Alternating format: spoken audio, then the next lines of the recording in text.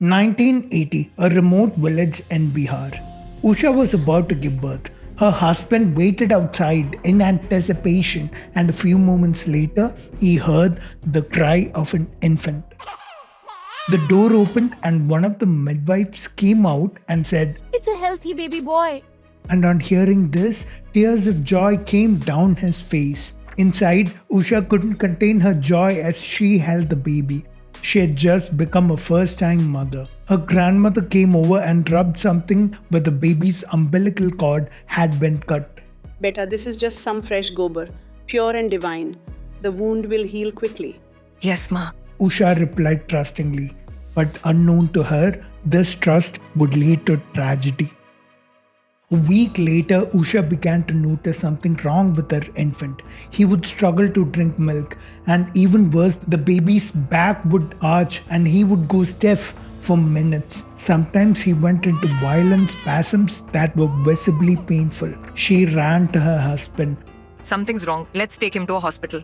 The nearest one is 40 kilometers away. None of the obstacles mattered as the baby's condition was getting serious. They reached the hospital finally, but it was too late. The baby had breathed its last before it could get any medical care.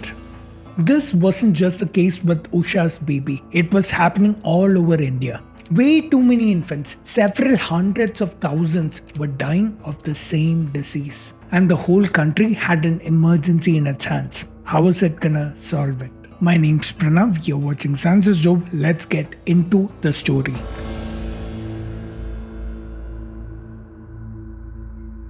The disease that took the life of Usha's baby was neonatal tetanus. It's caused by bacteria that can affect the nerves in your brain that control the contraction and relaxation of the muscles in your body. And unfortunately, unlike smallpox or polio, which can be eradicated 100%, you can't easily get rid of the tetanus bacteria. It's everywhere, in the soil, on dirty metal surfaces, even on the surface of your skin. WHO defines 100% eradication as less than one case in 1,000 live births. Now, even though the bacteria is so common, people don't contract tetanus so easily. The bacteria first has to get into your bloodstream and reach your brain. The whole process can take anywhere from a few days to several months. This is known as the incubation period, and during this period, there are even more things that you can do to ensure you never even get the disease. The bacteria is particularly susceptible to the tetanus toxoid or the TT vaccine,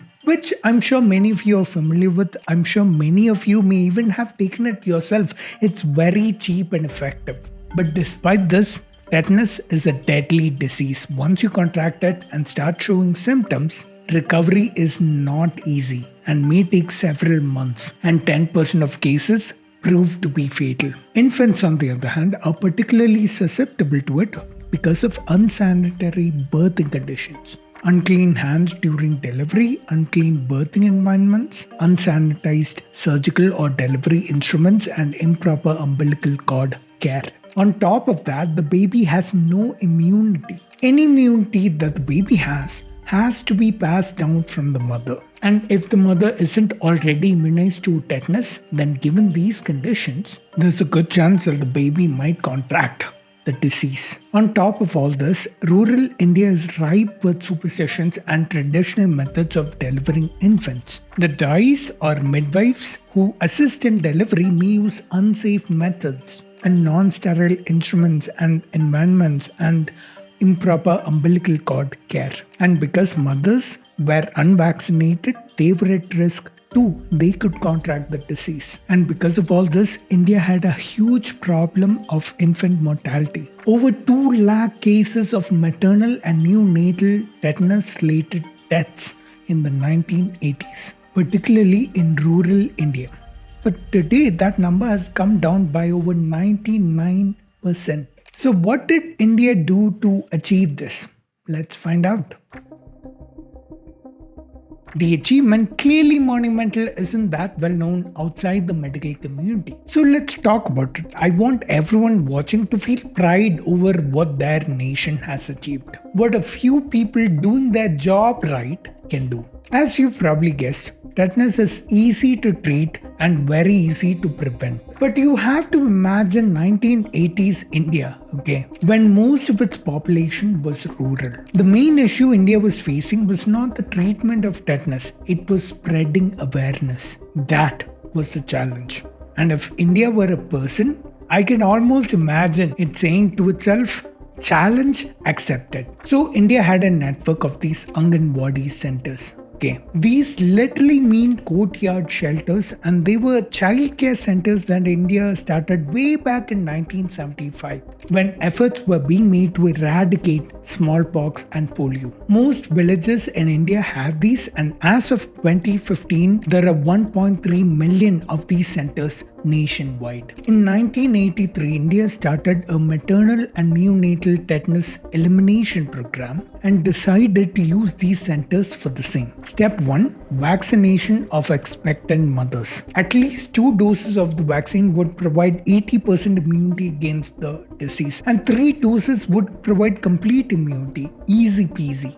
This was done 1 day of every single week so that expectant mothers had enough opportunity to immunize themselves and pass on that immunity to their children. Step 2 was to increase the number of deliveries that were happening in healthcare centers over home deliveries. By 2005, India started a program called the Janani Suraksha Yojana, or the Safe Motherhood Program. It involved cash incentives for institutional deliveries and to cover the medical costs incurred by the mothers. In addition to vaccination services and a toll-free ambulance service to take expectant mothers in labor to the nearest government facility. And also there was step 3. The government started training and certifying midwives. They got safe delivery kits and were taught proper cord care and a 5-point clean delivery formula. Ensure the place of delivery is clean, sanitize your hands, use a new blade for cutting the umbilical cord,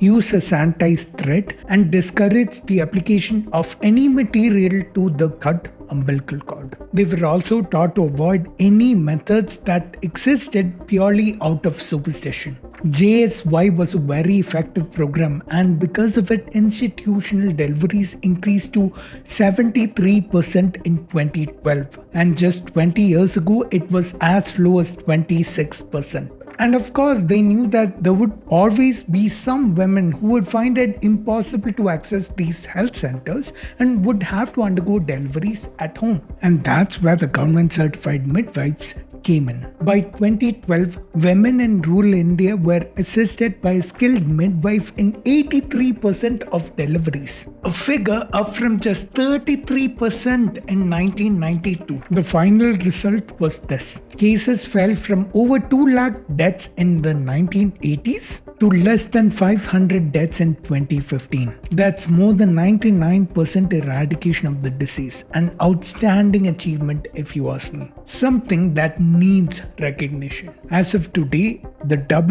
WHO has declared MNT in India as eradicated. Today, MNT exists only in small pockets of the developing world, and they can all learn a lesson from what India did. And I hope that they do.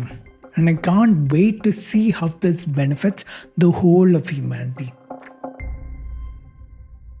Okay, so I'm gonna be a little vulnerable in this video. I absolutely love what I do. Okay, to be able to talk to you about science and rationality and have a platform like this where I can do that and have thousands of you give me appreciative comments is literally a dream come true. But I fear I may not be able to continue with that dream. It was 3 years ago, 2021 November, that I quit my job to pursue YouTube full time. And I thought by now I would be making enough revenue off of YouTube alone that I wouldn't have to worry about money at all. When that is far from the case. I'll show you my exact monthly revenue numbers in a while, but essentially the financial situation on scienceisdope is pretty bad. Every single video I have to worry about how many views it gets, how much ad revenue it will get, and it's been pretty bad. I mean really bad for the last couple of months. You can see on my channel that the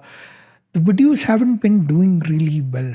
And it's not like I haven't tried something else. I've tried all sorts of stuff. Shorter videos that take less effort that I can do more frequently. Longer documentary style videos that take a lot more research and a lot more effort. And so they're less frequent. But my hope was that these videos would get way more views and way more ad revenue. But none of that seemed to work. Probably relying on YouTube ad revenue alone was a bad idea. I've tried going for sponsors in the past, but the problem with sponsors is that I don't want to name any names, but some brands try to meddle with your script. They'll say this line in the beginning, say this in the middle, say this in the end. Like, I understand sponsorships, but these people were treating my video like their brand's ad.